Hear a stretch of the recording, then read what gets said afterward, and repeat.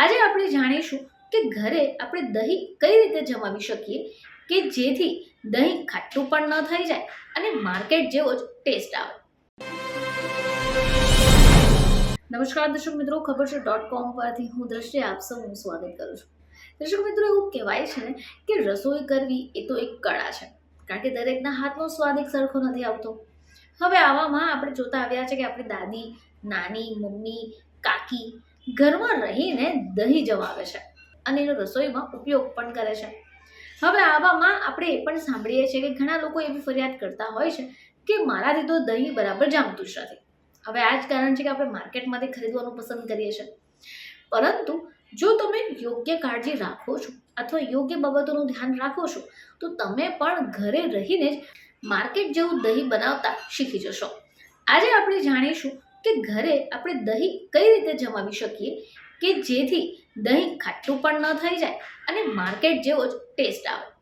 તો દહીં જમાવતી વખતે આપણે ઘણી એવી ભૂલો કરી બેસીએ છીએ જેનાથી આ દહીં ઝડપથી ખાટું થઈ જાય છે. હવે ઉનાળાની ઋતુ છે, ગરમી ખૂબ પડી રહી છે, એટલે દરરોજ દહીં ખાવું જરૂરી છે. આવામાં જો આપણે દરરોજ જ બહારથી દહીં લાવીએ તો થોડું મોંઘું પડે, પરંતુ જો તમે ઘરે બનાવીને જ આ દહીં ખાશો તો દહીં ખાવાની પણ મજા આવશે અને સ્વચ્છતા પણ રહેશે. પેટ માટે દહીં ખૂબ ફાયદાકારક છે. હવે દહીંમાંથી આપણે ઘણી બધી વસ્તુઓ પણ બનાવી શકીએ, જેમ કે રાયતું, લસ્સી અને છાશ. ચાલો જાણી લઈએ કે આપણે દહીં કઈ રીતે બનાવવું જોઈએ. તો ઘણીવાર જ્યારે આપણે ઘરમાં દહીં બનાવીએ છીએ તો દહીં ખાટું થઈ જાય છે, ખાવામાં પણ મજા નથી આવતી. પરંતુ અમુક ટિપ્સનો ઉપયોગ કરીએ તો આ દહીં ખાટું નથી થતું.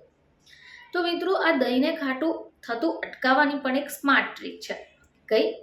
તો આ સ્માર્ટ ટ્રીક એ છે કે દૂધમાં જ્યારે તમે દહીં ઉમેરો તો એના માટે થોડું મોટું પોષણ લઈ લો, બાદમાં તેને સારી રીતે ફેંટી લો.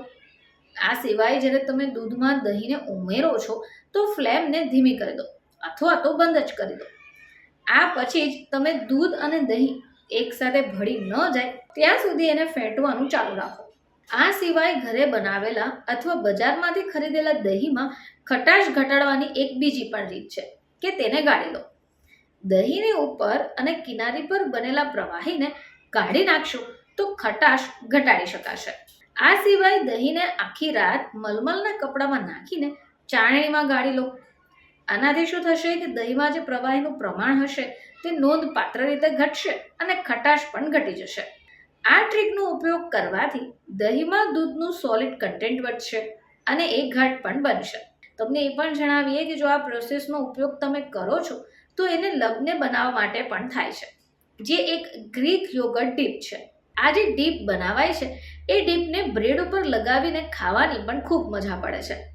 મિત્રો, જ્યારે પણ તમે દહીં ખરીદ્યું હોય અથવા તો ઘરે બનાવ્યું હોય એ દહીંમાંથી છાશના પ્રોટીનને ગાળી લેવાથી તેનો ખાટો સ્વાદ જે હશે તે ઓછો થઈ જશે.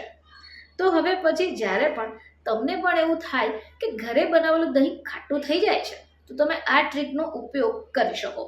આનાથી શું થશે કે તમે ઘરે દહીં પણ જમાવી શકશો, બરાબર જામી પણ જશે અને ખાટું પણ નહીં થાય. ફરીથી તમારી સમક્ષ હાજર થઈશું, ત્યાં સુધી જોતા રહેજો ખબર છે .com.